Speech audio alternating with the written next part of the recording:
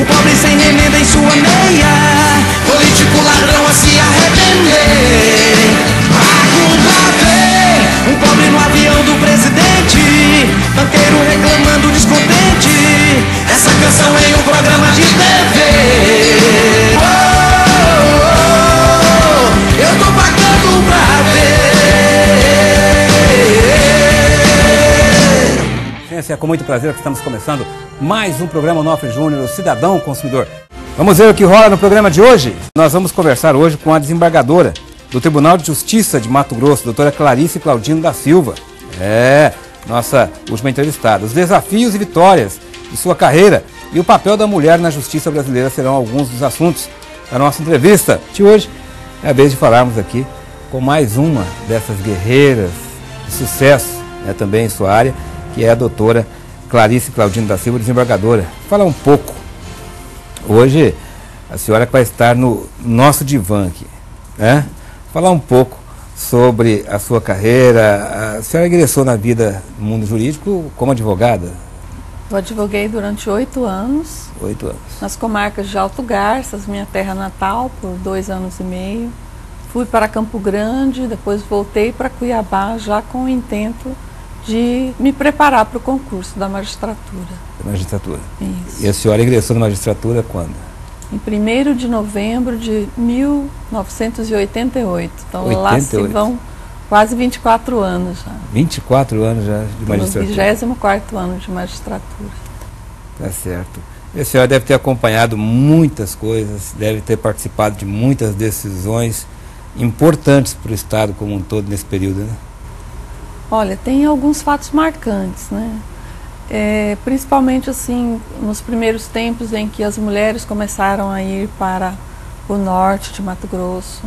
Eu fui a primeira juíza titular da comarca de Sinop, nos anos 90, e isso realmente deixou assim na nossa memória alguns momentos bem interessantes.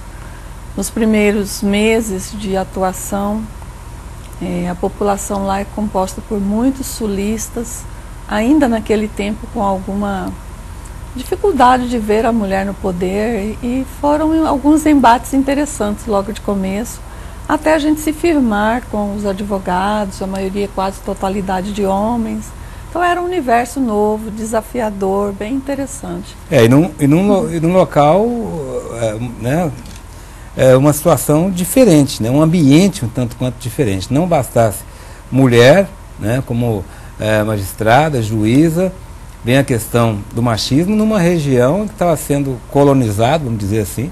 Estava começando a colonização, essa colonização se dando com pessoas formadas de uma população predominantemente masculina, que vinha da zona rural de outros estados, sobretudo de outros estados, da zona rural, ou seja, onde naturalmente o machismo impera muito mais forte ainda. Ainda era muito forte, ainda verdade. Eu fico imaginando, E eu acho que momentos difíceis, porque essa colonização também ela não foi feita de uma forma totalmente pacífica, podemos dizer assim, Aconteceram muitos desmandos, aconteceram crimes. E as possessórias eram os processos mais intrincados da comarca, de grande repercussão social, política. Então foram desafios assim que realmente me deixaram marcas, mas positivas, graças a Deus. Eu fiquei poucos meses lá, e só que eu saí assim homenageada, então eu fiquei muito surpresa, gratamente surpresa, pela receptividade que teve o meu trabalho naquela comarca. Por isso eu guardo assim como uma grande vitória na minha carreira.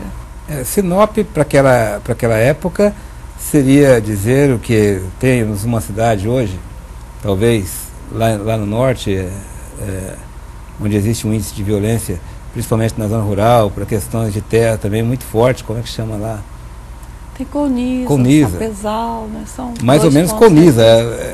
Proporcionalmente eu acho que é até pior, Eu não tenho assim um termo de comparação não, mas os desafios eram bem significativos, porque a verdade é que Sinop congregava tudo que hoje é comarca, ali era Sinop, então era só Sinop e Alta Floresta. Lancei a pedra fundamental do Fórum de Sorriso, que hoje é uma pujança, uma comarca esplêndida, e todas aquelas adjacências ali eram todas pertencentes à comarca de Sinop. Era uma comarca bastante extensa, com muita dificuldade de se resolver o número de processos, não só pelo volume, mas pelas distâncias, né? Certo. E a senhora se formou aqui ainda em Mato Grosso ou estudou fora? Eu sou formada pela UFMT. Pela UFMT. Muito orgulho, tenho muito orgulho disso. Eu sou mato-grossense, estudei um tempo fora em Goiás, retornei para o meu estado para fazer faculdade. E aqui eu me graduei, pós-graduei e fiz questão de fazer o concurso aqui em Mato Grosso, porque era onde eu pretendia passar o resto dos meus dias. E para o Tribunal de Justiça, a senhora ingressou quando? Começou quando? Acabei de fazer 3º aniversário de Tribunal de Justiça essa semana. Dia 6 eu completei 3 anos na Corte do Estado. Quais são as formas de se ingressar no Tribunal de Justiça como magistrado? Para por magistrado de carreira é merecimento e antiguidade. Como é o meu caso, né? Eu vim para o tribunal por merecimento. Graças a Deus, eu tenho sido muito abençoada nesses 24 anos. Só tenho mesmo a agradecer às pessoas, a Deus, porque tudo tem sido assim muito abençoado. Apesar das dificuldades, nenhuma delas me deixou marcas negativas. Eu tenho sido muito feliz nesse aprendizado. Me sinto uma pessoa agraciada e rica. Filhos? Filhos, eu tenho 2 filhas maravilhosas. Uma delas já me deu 2 netas lindíssimas, que eu sou vovó coruja ao extremo. Então eu sou uma pessoa afortunada. Que bom, que bom, que bom. Com relação aos obstáculos que a senhora enfrentou para chegar até o tribunal, a senhora considera que foram obstáculos que seriam realmente, teriam que ter aparecido, ou surgiram algumas dificuldades extras no meio do caminho aí? Como eu disse, eu sou uma afortunada. Eu não tive assim, nunca senti nenhuma dificuldade no trânsito com os meus colegas, com as minhas colegas. Graças a Deus, eu sou uma pessoa que tem facilidade com todos eles. Mas a gente vê que isso não é a regra. Infelizmente, há exceção. Há, sim, algumas dificuldades para as mulheres se firmarem como boas profissionais em todos os campos. Todas as áreas, né? Em todas as áreas. No campo jurídico não é diferente. E na magistratura também não é diferente. Pra você ter uma ideia, são 27 desembargadores e apenas 3 mulheres, é isso? Exatamente, nós somos minoria, continuamos minoria, mas já percorremos um bom caminho, porque a desembargadora Shelma ficou 30 anos sozinha no tribunal. 30 anos. Eu fui aluna dela na faculdade e entrei praticamente na despedida dela, na compulsória, na aposentadoria compulsória. Uhum. E hoje nós temos então, mesmo sendo tão poucos, mas nunca se teve tantas desembargadoras em Mato Grosso, não. Agora, fora de Mato Grosso, nós já temos grandes avanços. Nós começamos, a desembargadora Shelma foi a primeira mulher a desembargadora no Brasil. No Brasil. E o nosso tribunal ficou um pouco atrasado nesse avanço. Entretanto, outros tribunais já estão repletos de mulheres, graças a Deus. Desembargadora Maria Helena Povas também, e a desembargadora Maria Erotides. Maria Erotides, 2 grandes mulheres, 2 grandes magistradas, 2 belíssimos seres humanos, dos quais eu me orgulho muito como minhas companheiras de jornada no dia a dia. Mas a miúde, eu tenho mais contato com a desembargadora Maria Helena, porque somos da mesma Câmara, né? Da sua terra, é uma Câmara que de vez em quando, aliás, quase sempre é composta só por mulheres, porque outra grande magistrada também integra como juíza substituta de 2º grau, tem nos acompanhado ultimamente, que é a doutora Marilsen, a quem também eu rendo minhas homenagens nessa semana em que se homenageia as mulheres. São mulheres que fazem a diferença no nosso trabalho. Inclusive a desembargadora Marilena Povas, inclusive presidiu a OAB, né? Chegou a ser presidente e da OAB. Deixou grande trabalho realizado, deixou assim marcas positivas que a acompanham no prestígio do qual ela goza, E tanto é verdade que ela foi escolhida pelo 5º Constitucional para representar a classe dos advogados no Tribunal de Justiça. É um reconhecimento concreto, né? Exato. Agora, você acha que está longe ainda de poder ter em Mato Grosso uma mulher na presidência do tribunal, desembargador? Olha, eu acho que longe, não acredito que esteja. A gente tem um regimento que dá ao norte mais ou menos pela antiguidade. Então, a desembargadora Maria Helena é um nome forte, um nome de peso suficiente. Eu acredito que quando chegar a vez dela, no critério que tem sido adotado, não tenho dúvida nenhuma que nós teremos uma representante de excepcional qualidade. Como é que a senhora vê, se fugir um pouquinho, né, dessa questão, essa decisão do STF lá, com relação ao Conselho Nacional de Justiça? Qual que é a sua opinião? A senhora acha que, se a senhora tivesse tido a oportunidade de votar, né, ser um dos ministros que votaram ali, de que forma seria o seu voto? A senhora manteria esses poderes do Conselho Nacional de Justiça ou entenderia que existem as corregedorias já para isso, que não teria essa necessidade, não teria o porquê do CNJ ter todo esse poder?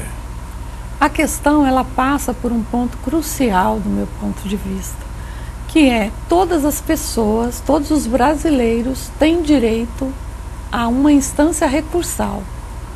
Ou seja, se eu sou condenado por um juiz de 1º grau, eu posso recorrer ao tribunal. Isso. E na questão de suprimir essa pretensão da classe de se ter uma outra instância a quem recorrer na via administrativa, é preocupante no meu modo de pensar. E explico isso em outras palavras. O juiz, ele pode ser investigado pela corregedoria, ele deve ser investigado. Caso ele seja condenado, ele tem um grau de recurso que ele pode ir ao CNJ na esfera administrativa, pleitear que se revise, que se reveja aquela situação, que se analise melhor. No caso do CNJ suprimir a instância administrativa primária, nós ficamos com uma única instância, um tribunal administrativo de instância única. Então isso é uma agressão a todo o sistema brasileiro. Em todas as esferas existe duplo grau de jurisdição. E nós agora, com essa decisão do STF, ficamos na esfera administrativa com uma esfera apenas se o processo for começado direto no CNJ. Como estão esses casos rumorosos que aconteceram com nossos colegas. Eles não foram condenados na primeira instância, ou seja, na primeira instância administrativa. Os 11 magistrados de Mato Grosso. Isso.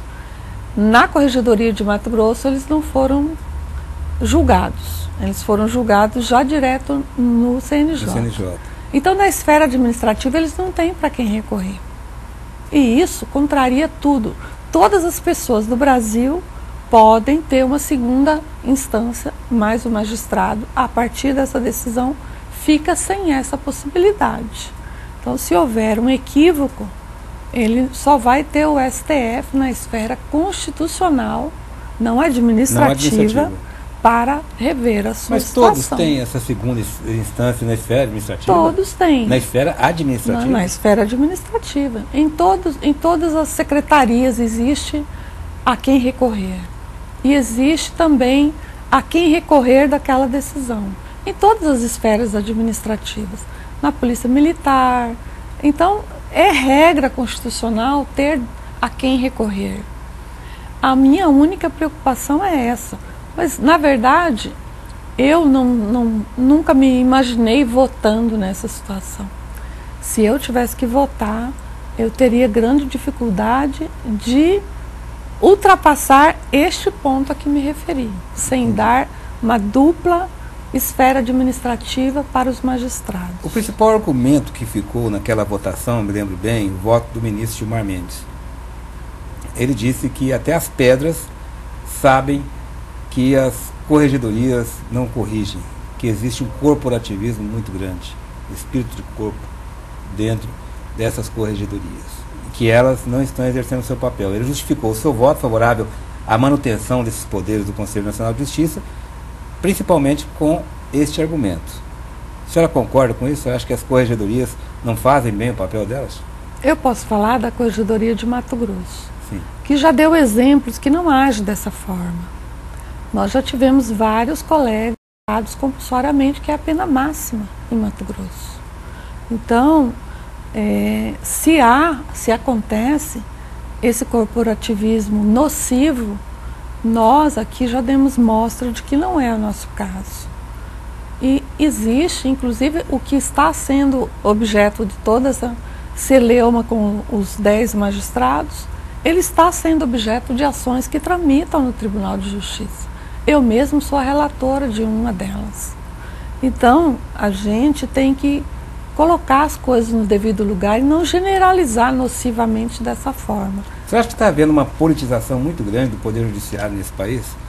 Em todas as fases, por exemplo, essa questão dessa decisão do Conselho Nacional, a questão do TSE, do STJ interferirem na regra política, por exemplo, né, na questão eleitoral, sob o argumento de que o Legislativo não cumpre com seu papel, que ele não faz a sua obrigação, que seria legislar sobre essas questões. Você acha que está havendo uma politização um pouco exagerada por parte da nossa justiça? Não, eu não penso assim. Onde há uma lacuna, o judiciário é chamado a falar. Ele nunca vai falar por si mesmo, ele é sempre provocado por causa dessas lacunas. Então eu não vejo uma judicialização exagerada como alguns sustentam, ou mesmo a politização. Na verdade, é uma resposta a uma lacuna que o Poder Judiciário tem sido provocado e tem dado as respostas que o país precisa. Agora, uma última pergunta, desembargadora. Na sua opinião, as leis que garantem os direitos das mulheres, nós podemos dizer que são satisfatórias? É claro, a gente sabe que elas não são respeitadas na sua plenitude. Ontem, por exemplo, uma manchete do jornal Diário de Cuiabá está dizendo que mais de 50% dos crimes contra as mulheres prescrevem no estado de Mato Grosso, né? Então a gente ainda está um pouco longe, mas a senhora acredita que a mulher realmente, no que tange a questão dos seus direitos, tem o que comemorar? Tem, eu tenho certeza disso. Nós já vivemos tempos em que éramos oprimidas e não tínhamos a quem reclamar. Hoje as mulheres têm mecanismos e têm apoio até mesmo para tomar coragem, o que era mais difícil. Não ter a quem recorrer naquela fase que você não sabe o que fazer da vida. Depende de uma pessoa que te agride e não tem a quem recorrer, a quem pedir uma orientação, um socorro. Então, hoje, os meios de comunicação, o próprio Ministério Público, há todo um aparato para que as mulheres tomem coragem, denunciem os agressores. Inclusive uma decisão agora também que muda, né, essa questão da denúncia. Antes, para que um homem pudesse ser investigado, até mesmo pudesse ser condenado ou preso por crime contra a mulher, a denúncia tinha que partir da própria companheira, da esposa. Agora mudou-se isso. Agora qualquer pessoa pode denunciar um agressor, não é isso? E essa sim é uma vantagem a ser comemorada. Por quê? Uma mulher que tem os seus filhos e que às vezes o que ela ganha não é suficiente para prover o sustento da sua família, que depende do seu companheiro ou do seu marido, acaba se que sujeitando. É o agressor. Muitas vezes ela perdoava, não ratificava a representação, porque queria dar a chance, ver se ele cumpria a promessa, entrava de novo naquela ciranda e o poder público não podia fazer por ela aquela opção de ir até o fim com aquele processo por agressão. Então, isso foi uma medida de extrema importância, relevância para as mulheres. Agora, como é que fica essa mulher, por exemplo? Antes ela não denunciava, até mesmo pela questão da dependência financeira. Ou emocional, que é pior ainda. Que é pior ainda. Mas vamos falar que ela não denunciava muitas vezes pela questão da dependência financeira.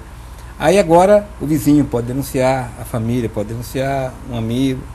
E aí a justiça vai até o fim, condena-se, bota o cara na cadeia. E aí, como é que fica o sustento dessa família? Como é que fica a situação dessa mulher, dos seus filhos? O Estado também vai ajudar nesse sentido? A Lei Maria da Penha, ela tem um aspecto bastante inovador, porque ela exige do poder público um aparato completo para dar suporte a essa mulher. Se ela não tem profissão, que ela se profissionalize, que ela se trate primeiro, né? Se a dependência é psicológica, é emocional deste homem agressor, ela precisa ser tratada, mas também tem um outro aspecto relevante, é não só cuidar dessa mulher e no seu contexto familiar, mas também tentar resgatar este homem, porque senão, muitas vezes eles também são vítimas de circunstâncias. São Histórico de vida. Histórico de vida, familiar, alcoolismo. Muitas vezes cresceu vendo o pai fazer aquilo com a mãe. São produtos, né, de uma situação, muitas vezes já são vitimizados na sua infância, na sua adolescência, e reproduz esse comportamento no futuro. E isso tudo precisa ser objeto de um cuidado também. Tá certo. Doutora Clarice, quero mais uma vez cumprimentar, agradecer, parabenizar e torcer para que a gente possa, quem sabe, o ano que vem, estar comemorando mais vitórias para as mulheres nessa semana do ano que vem, se Deus quiser. Muito obrigado pela presença aqui, parabéns. A senhora é mais uma das mulheres, das guerreiras vencedoras que por aqui passaram durante essa semana. Obrigada, e eu quero deixar o meu grande abraço para todas as mulheres desse nosso estado querido, que todas sintam-se abençoadas, abraçadas por todas nós do Tribunal de Justiça. Eu tô pagando pra ver.